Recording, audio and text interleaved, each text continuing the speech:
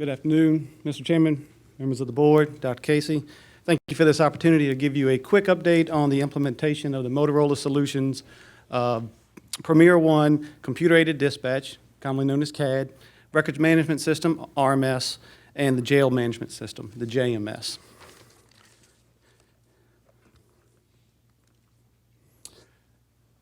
Our go-live timeframe that we're shooting for, the Premier One CAD portion of this will go live on May 25th. So it's coming up right around the corner, so we are preparing for that go-live to happen very quickly. After that has gone live, the police RMS system will go live sometime first week of July, second week of July. And what that is for police officers to be able to make the reports that the CAD system will feed into those RMS reports and make it much easier for the police officers to fill out those reports. It's more automated, and it's a better system and more effective system for the officers. We also have the JMS for the sheriffs, for the jail management system. We are still on hold for that to come up with an actual go-live date due to some programming issues that Motorola needs to fix regarding sentencing. So when the judge gives down a specific sentence, the system has to be able to input that into the system to see when that person is going to be released and those type of nature. So they're still working on getting that resolution, but that is in progress. All interfaces needed for the May 25th go-live will be ready for that implementation. We have several other programs that go along with this that will all be ready, much like HipLink. It's a notification system, a new notification system that we will put in place. So they are all going to be ready for this go-live. We also implemented a new police call signs that went along with the new districts or precincts that the police implemented actually last night, or yesterday morning, excuse me. So we had the Falling Creek, Appomattox, and Swift Creek. So those zones are now active, and we are using new call signs for those officers. So very excited about that. It's a nice system that we've implemented. As Chief Center stated, the fire will implement a new regional numbering system. We will do that at Go Live on the 25th, so we will implement that system. We really didn't want to have the new precincts for the police department and the fire going at the same time to eliminate any glitches that may arise when we did that. So we're looking forward to that regional numbering. And always the good news, the budget remains on. The budget is on time and looks good, so not worried about that. All right, system improvements and benefits to the system, and this is overall. It's an information sharing suite, so all departments have access to the data within CAD. So the ECC, the fire department, police department, sheriffs, it's all information shared through all of the public safety entities. So very nice for us to be able to pull information from, and we don't have to go to one database to another database to get this information that's in the system. We're upgrade to the RMS, as I said, for the police department. It makes it much easier for the officers to put that information in. Information is fed from the CAD into that system. And then also we will implement the jail management system. Again, once an officer makes an arrest, a police report is created, that information is seamlessly transferred over to the jail system so we do not lose that information, and it can be tracked from the start of that case all the way through the judicial system. We'll be doing automatic vehicle locating dispatching, which is very nice. So the closest officer or the closest medic unit or fire engine will be dispatched to a call. It's no longer based off a geographical, predetermined card-based system. It's based off where that officer is by the GPS, and we will dispatch them to that call. We upgraded their mapping system, which is very nice. So the officers in the field, they can see what the other officers are. The sergeants in the field, they can see if we need to block a road off. They can see where their officers need to be staged and actually get a visual location of that. If we have to set up a perimeter, they can see where those perimeters need to be set up. So the mapping system is going to be very nice for them. The CAD and mapping changes are going to be instantaneous. Right now, when we had to make changes, especially to the mapping software, we would have to make those changes, have to be reprojected, have to be sent to IST, then we would send those out, and it would take a very long time to get the map and the system updated. Now it's instantaneous. They hit a hot spot, boom, they've got the update, and we can move forward. We have expanded call dispatching protocols. Basically, especially for fire, we can stack calls for individuals. So as we have a storm, something of that nature, we can stack calls, and then that unit can take calls as we go down. Currently, we do not have that functionality, so that will be very nice. And I'll speak more on the expanded call dispatch protocols, especially for fire, here just in a moment. We will have a new paging and notification system. We will go to a system called HipLink, which is very nice, so we can not only use it for notification within the county, but we can also use it out for the citizens and in the community to make notifications to them as well. So looking forward to that application.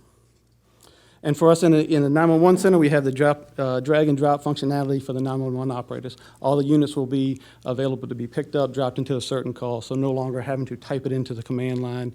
Reduces chances of mistakes, things of that nature. We can just drop it down into the call, so very nice functionality for the dispatchers. So I'll talk specifically about fire. As I said, the automatic vehicle location, when we start to dispatch for that, the closest unit will go to the call, not based off a geographical system right now. Our run cards, as we call them now, are based off a station location and then a centroid on a street center line within the district. So that's how those calls are dispatched. With this, finds the closest unit and it dispatches that resources so we can get definitive care to that person as soon as possible. Premise alerts are easily accessible to the fire officer sitting in the front seat. A premise alert is for officer safety. Say if we have someone that's known to have a gun, things of that nature. It comes up on the CAD screen for the dispatcher. They have to acknowledge that and write that comment to the call before they can go forward with anything else. Same with the persons in the cab of the unit. They see those premise alerts, they can click on it immediately. You don't have to go through a step process that we currently have to go through now on the MDCs in the vehicle, to where you have to select it, draw it, it gives you back a return, and you have to look at it that way. It's instantaneous on the screen. Upgraded mapping, again, as we said, on the MDCs, and it is instantaneous. So if we have road closures through storms, we can send that out to the fire units, and then the system will automatically reroute those units around that blocked intersection, so we don't have to worry about a unit going to a call, getting blocked, delaying, having to go around another route. That is an instantaneous thing for us. Updated on the dispatch protocols for fire, it can be modeled off of a risk assessment. We have a risk assessment tool so we can look at the buildings, the size of the building, the occupancy type, any hazards of that building, and then build a dispatch based off of that risk assessment, which is very nice. So if we need to increase the number of truck companies or engine companies that need to go to that call, we can do that based off of this system, which is, we don't have that capability right now. Also, we have the ability to add more units. The total amount of units that we can dispatch on a call right now is 10. And if we did that, then we'd have to do it again, had to basically rewrite the call and send more units. With this, there is no limitation on number of units that we can send to a call, so that's very nice for us. They have a live MOM software application, and what this does, it looks at the current calls that are going on in the county, the average time those calls take for that unit to clear up, how many units we have available, and it gives you a model to say this is the coverage you need to shift units around to cover the county, which is very nice. So you put that input into live MOM, it gives you a recommendation on what units you should move around and where, and so you're not leapfrogging units. And then we implement that, and then it'll do it again when we're ready to send units back to their station. So we have a large structure fire, something of that nature is going on. We will implement the system to make sure we have the county covered as best as possible. Also, Pulse Point is a software program that citizens can sign up for, and what it is for businesses, and it lets them know if there's a cardiac arrest near you, if you're within a certain distance of this cardiac arrest. And it also tells you where a defibrillator is. So say if you're going through Home Depot, there's a cardiac arrest in the store, it will send you a text. You can see the text, see where the AED is, and so you can go get the AED and provide definitive care. So that's a very exciting software that we're looking forward to.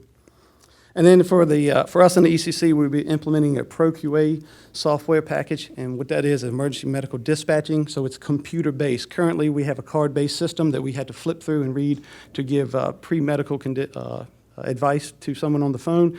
This does it automatically. So as they tell us information, we click through the program, and it's sending that information out to the MDCs that the providers are going to. So it's consistent information that's going to the MDCs as we're going through the call. So we will implement that as well. Improvements for police, again, we will have AVL dispatching, so the closest officer or officers will be dispatched to the calls for service, especially for priority 1 calls, so we can get someone there as soon as possible. The functionality of the MDC is very much improved. Essentially, the officer can do everything within their vehicle. They can run VSIN reports, they can have access to RMS, so that limits the amount of work that the ECC has to do for them on returns for hits. Mr. Carroll, you know all about that. So they can do that all within their own vehicle and do not have to involve the ECC. Information and incident history is shared on the police incident from the start of the 911 call all the way through the court system, and that's going to be very nice that information is from start to finish. There's no lagging in that. Officer safety through the MDC and handling of tracking of these officers. So as I mentioned earlier, if we have a perimeter that we need to set up, we can see exactly where everyone is. The supervision on site can see exactly where that is. Part of the radio project married up with this project is if an officer gets out of their vehicle and they travel a certain amount of distance from their vehicle, it will start to track their portable handheld. So now if an officer has to have a foot pursuit, we know where that officer is, and so that is a big officer safety issue that we're looking forward to.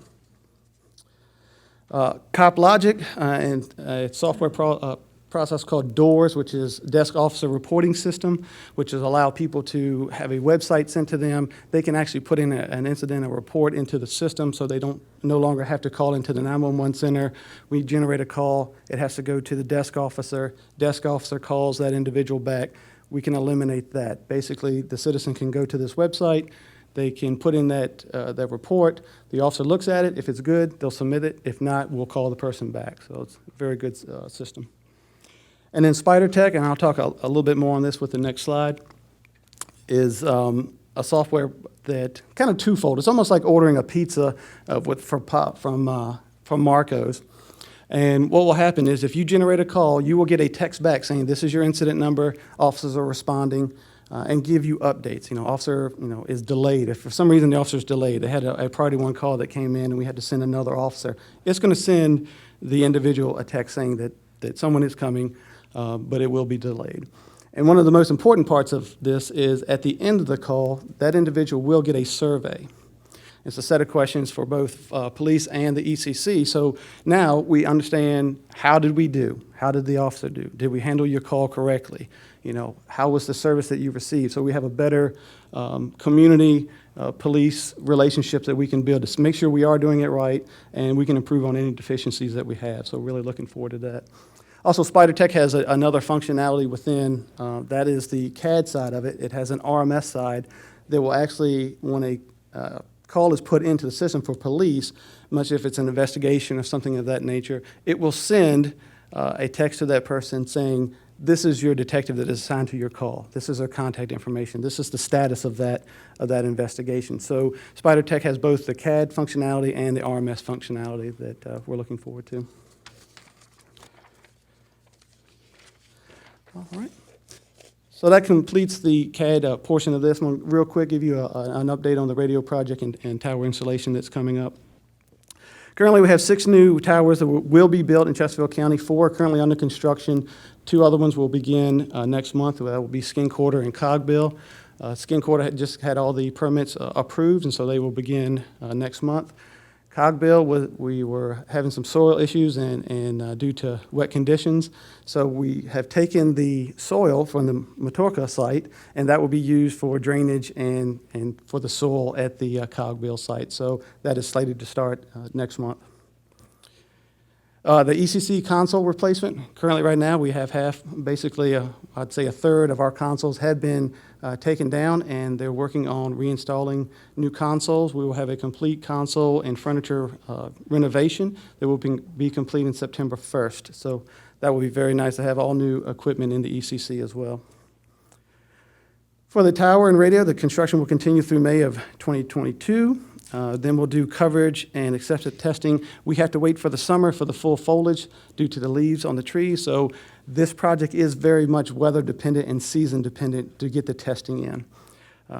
Looking for the system to be turned on in 2023, and that will include all of the testing in all of the areas of the county to make sure that they hit the certain percentage of coverage that we are looking for, and also we will do in-building testing. That's a big issue, especially for the fire department. If they get into large structures or buildings and they're not able to transmit out of those buildings, we have to make sure the system is working, really, and kind of eliminate the need for DABs and different type of systems inside these buildings. If our radios can do it, we want that to be what we rely on, not someone else's system. And then final acceptance for the system is slated for January of 2024. And I'd be happy to answer any questions you may have. Thank you. Any questions, board members, comments? Yeah, Mr. Chairman, just Yes. comment, would just say, it seems to me that with this CADS program, I mean, really upgrades all around, and I'm excited for the entire public safety team. In the Navy, I did fusion floor, and I know y'all know what that is. So you just take all the information available to you, and you put it together, and you try to make sense of it and see what you're going to do. But with all this information that you all are tracking now, at individual scenes and all around the county, and having the ability to move resources to places where they are needed in a live fashion that does not overexert anyone and does it efficiently, I'm telling you, this is good stuff. I'm excited, and I'm excited for citizens who call 911 and they get a response right away. And this is so-and-so, they're en route, this is what's going on. And that communication back is just going to be, when people see that, they're going to love that. That is such good citizen customer service, and it's the type of thing we're known for in this county. And I just see this as so awesome for the entire public safety community. I'm excited. I can't believe the towers are going up. I was about to go out there and help with Lux Lane. I might go to the towers next. I'm really excited to see those things go up too, and just a really, really nice report here. Thank you. Yes, sir. You're welcome. Thank you. Other comments? Yes, please, Ms. Kerr. It has come a long way from the old MT500 handheld radios that we had when I started. Bricks, yeah. And even before that, when you had to go to a payphone to get dispatched. True. Out in Matoka, you had to go to Crump's store and report there hourly to see if they had calls for service for you way back in the day. Not when I was here. That was prior to my time. We weren't on horseback when I started. And Carl started maybe, but not me. But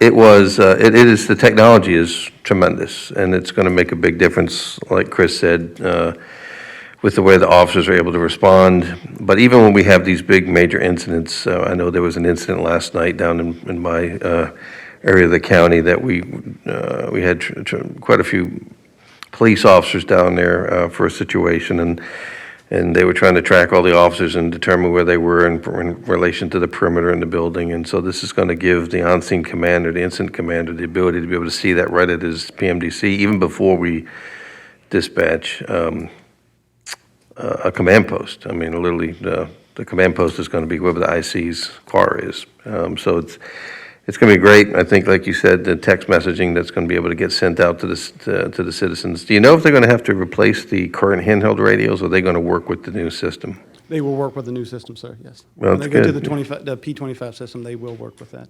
Good, very good. Well, thank you. Yes, sir. Thank you. Excellent. Any other comments? All right, great report. This will greatly, significantly enhance the customer service for our citizens, as mentioned, so this is wonderful news. Thank you so much.